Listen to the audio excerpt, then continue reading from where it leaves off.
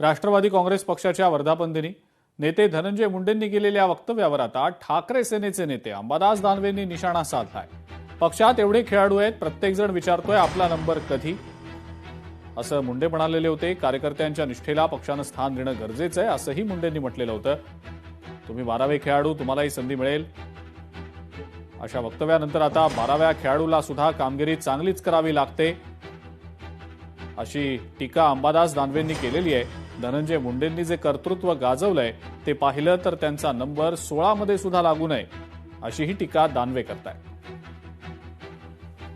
सगळ्या खेळाचा विषय झाला, पण आपल्या सगळ्या सर्व उत्कृष्ट खेळाडू इथं व्यासपीठावर बघत असताना समोरचे खेळाडू जे इथं बसले, जे खरे राष्ट्रवादी काँग्रेस पक्षाचे कार्यकर्ते आहेत,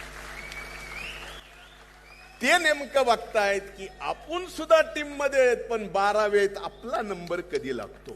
म्हणजे तुमच्या भावना मी या भावनिक आजच्या 27व्या वर्धापन दिनाच्या निमित्ताच्या कार्यक्रमात ओळखल्यानं म्हणजे तुम्ही आता 12व्यात राहणार नाही, तुम्हाला सुद्धा संधी मिळेल। 12व्या खेळाडूला कामगिरी चांगलीच करावी लागते। 12वा खेळाडू म्हणजे काय सबस्टिट्यूट नसतो। 12वा खेळाडू 11 खेळाडूच्या ताकदीचाच असतो।